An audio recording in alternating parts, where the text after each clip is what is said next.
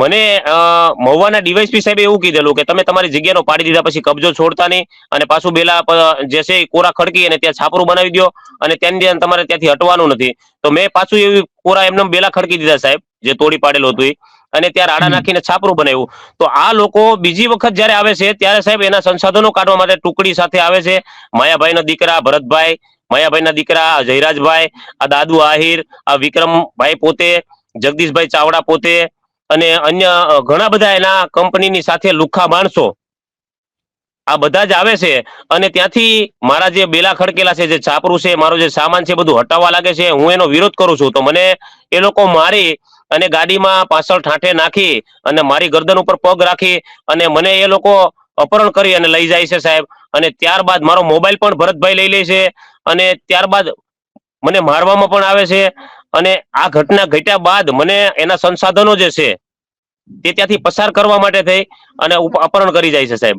અપહરણ કર્યા બાદ મારા બાનો મારા ઉપર ફોન આવે છે રાત્રે કે આને કેમ હજી મોડું થયું એમ. તો હમ એવી 7-8 રિંગ વાગી એટલે જે મને લઈ ગયેલા હતા આ લોકો ગોધી રાખીને, તેમાંના એક હા વ્યક્તિએ કીધું કે ફોન ઉપાડી અને તારા બહાર એટલી વાત કરી લે કે મારે મોડું હા થશે એમ, અને તને અમે જીવતો જવા દઈશું કે નકર ક્યાંક આના પોઈન્ટોમાં કને ખાડો કરીને દાટી દેવું, તારી લાશી હાથમાં નહીં આવવા દઈ સાહેબ. એવી ધમકી પણ આપી તો હા, પોલીસને એટલે તમે મારા બાનો સાહેબ ફોન આવ્યો એટલે એ એક વ્યક્તિએ મારા મોઢા સામે મારો જ ફોન ઉપાડી અને મારા સામે રાખ્યો, અને મને જે શીખવાડ્યું હતું એ મેં ના કીધું. અને મેં એવું કીધું કે આ કંપનીના માણસો અને ભરતભાઈ ને માયાભાઈ ના દીકરા ભરતભાઈ ની મારું અપહરણ કરીને લઈ ગયા છે. એટલે એ લોકોએ ફોન કાપી નાખ્યો સાહેબ. અને મારા બાએ મારું જે ગામમાં મકાન હતું ત્યાંથી જે વાહનો પસાર થઈને મોટા મોટા ભૂંગળાઓ, પાંખિયાઓ, એના તમામ સાધનો, અત્યારે હાલ હું જે તમારી પાસે બેઠા બેઠા વાત કરું છું એ બગદાણા ઓથા રોડ ઉપર મારી 2 વીઘા વાડી આવેલી છે. અત્યારે હું ત્યાં રહું છું સાહેબ, ઝૂંપડું બનાવીને. તો હા અહીંયાથી પસાર થયા એટલે મારા ભાઈએ એ બધા વાહન રોકી દીધા સાહેબ, કે મારા હા દીકરાને નહીં લાવો ત્યાં સુધી હું અહીંથી વાહન હાલવા નહીં દઉં. ત્યારે પોલીસ મજબૂર થઈ અને ત્યારે સાહેબ મેં મજબૂર થઈ અને એ લોકોએ મારા બાએ પાસેથી વાહનો પસાર ન થવા દીધા. એટલે મને મોડી રાત્રે 3 વાગે 11:30-12 વાગ્યાની વાત છે સાહેબ, મને 3-3:30 એ લોકો લોંગિયા અને ખૂટવડાનો જે સીમોડો આવે છે હીરાકુઈ તરીકે ઓળખાય, ત્યાં મારીને ફેંકી દીધો છે સાહેબ. અને હા ત્યાંથી હું ડીવાયસપી સાહેબને ફોન પણ કરું છું કે સાહેબ મારી યારે આવી આખી ઘટના બની છે. અને ડીવાયસપી સાહેબ સિવાય બગદાણા બોયડાના તમામ જમાદારોના પીએસઆઈ તરીકે વ્યાસ સાહેબ હતા, એમનો ફોન બંધ. એની ઘટનામાં પીએસઆઈ તરીકે જયવીર ગઢવી સાહેબ હતા અગાઉ, એમનો ફોન પણ બંધ. આ બધાએ સાહેબ મિલીભગત કરી અને મારી માથે આ ઘટનાને અંજામ આપવા માટે એનો બધાનો પૂરો સહયોગ હોય એ રીતે એને આ ઘટનાને અંજામ આપ્યો છે સાહેબ.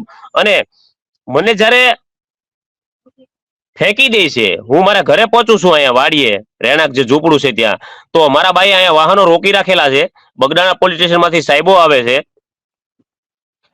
અને હમ મને ધમકાવે છે કે તું આ વાહનો ન રોકી શકે, તારે સારવારની જરૂર છે, તું અત્યારે પેલા તું હોસ્પિટલેથી દવા લઈ લે. હમ અને હું હોસ્પિટલે જાઉં છું સાહેબ, હા હોસ્પિટલે જાઉં છું સાહેબ. ઈ પેલા હું હમ સરવૈયા સાહેબને આખી ઘટના કહું છું તો સરવૈયા સાહેબ મારી સાથે પણ કઈ અલગ વાત કરે છે અને પોલીસ બેડામાં પણ કઈ વાત અલગ કરે છે. ઈ રેકોર્ડિંગ પણ મેં આપને મોકલેલું છે સાહેબ, સાંભળજો. એમાં ને એમાં એના સવાલોના જવાબ છે કે પોલીસ બેડાનો કઈ રીતનો રોલ છે સાહેબ. બરાબર અને છે હનુમંત તો હોસ્પિટલમાં 108 ના માધ્યમથી હું હનુમંત હોસ્પિટલમાં જાઉં છું સાહેબ. હા તો ત્યાં પ્રાથમિક સારવાર હેઠળ મને રાખવામાં આવે છે. મારી એનસી દાખલ થવા દેતા નથી વ્યાસ સાહેબ, સરવૈયા સાહેબ, ભાવનગરના અગાઉના એસપી સાહેબ, આ બધા જ સાહેબ કંપની પાસેથી કંપનીની હારે રહીને કંપનીનું જ કામ કરતા હોય તેવું મારી સાથે કૃત્ય કરેલું છે સાહેબ આ લોકોએ. બરાબર છે.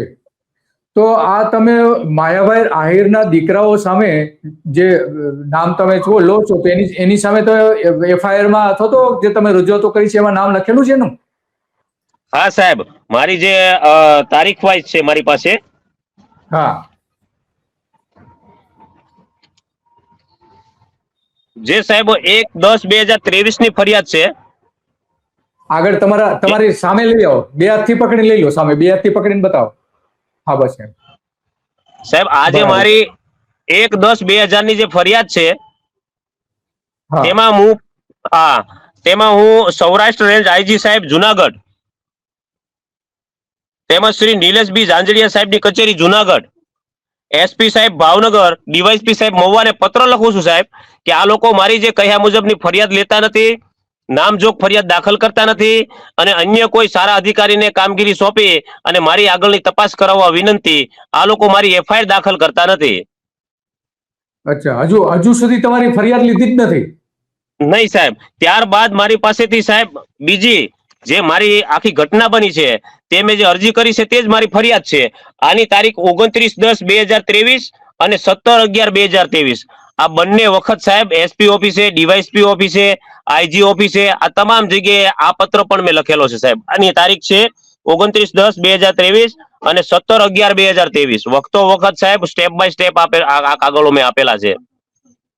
બરાબર છે. હા હા. ના, અને તમે આમાં આખી ઘટના નામ સાથે મેં આપેલી છે. માયાભાઈના દીકરા જયરાજભાઈ માયાભાઈ અને ભરતભાઈ માયાભાઈ અને ગુંદરણા ગામનો જે દાદુ આહિર હતો તે પણ અને એની તો આખી જે ટુકડી છે. આ બધા ત્યાં તમારું જે ઘર હતું ત્યાં બધા આવે છે? હા, ત્યાં આવી અને જે પાછું ઝૂંપડું બનાવ્યું હોય અને મને જે ડીવાયસપી સાહેબ તરફથી કહેવામાં આવ્યું હતું કે તમે તમારો કબજો ન છોડશો, એ જગ્યાએથી મને ભરી અપહરણ કરીને લઈ જાય છે, મારા બેલા ફગાવી દે છે અને આ લોકો મને મારકુટ કરી અને અન્ય ખાનગી જગ્યાઓ ઉપર લઈ જાય છે. છતાં અને આના પણ મેં મારી વાત સાંભળો, મારા પાસે જેટલા પુરાવાઓ હતા સાહેબ, જેટલા રેકોર્ડિંગો હતા એ આપ્યા, છતાંય વ્યાસ સાહેબ દ્વારા મારી કોઈ ફરિયાદ દાખલ કરવામાં નથી આવતી અને વ્યાસ સાહેબ દ્વારા પોલીસ મથકના જમાદારોને મોડી રાત્રે મોકલીને મને એવું કહે છે કે સરવૈયા સાહેબ પાસે જવાનું છે મહુવા, તમે ગાડી પાછળ બેસી જાઓ, કા ખાનગી વાહનો લઈને આવે છે. અને આ બધાય જેટલા અધિકારીઓ એવા છે જેની પાછળ મને ખાનગી વાહનોમાં લઈ ગયા છે તેમના બધાના રેકોર્ડિંગ અને ફૂટેજો પણ મારી પાસે છે સાહેબ. તો હા, સમજી ગયો આખો કેસ. તો તમે વાત કરી, તો આજુબાજુ કેટલા ગામોમાં આ રીતે પવનચક્કીઓ નાખવામાં આવી રહી છે? આજુબાજુના અમારા તો આમ ગણો ને તો દેગવડા છે, છાપરી ગામ છે, જાંબુડા ગામ છે. અમારા આજુબાજુના આટલા વિસ્તારમાં સાલોલી, માલપરા, ખૂટવડા, આ ઝાઝા બધા ગામડાઓમાં આ લોકોએ પવનચક્કીઓના પોઈન્ટ ઉભા કર્યા છે અને ઝાઝા બધા પોઈન્ટોનો જે સરસામાન છે એ મારું મકાન તોડી પાડ્યું ને સાહેબ, ત્યાંથી જ પસાર કરવામાં આવ્યો છે.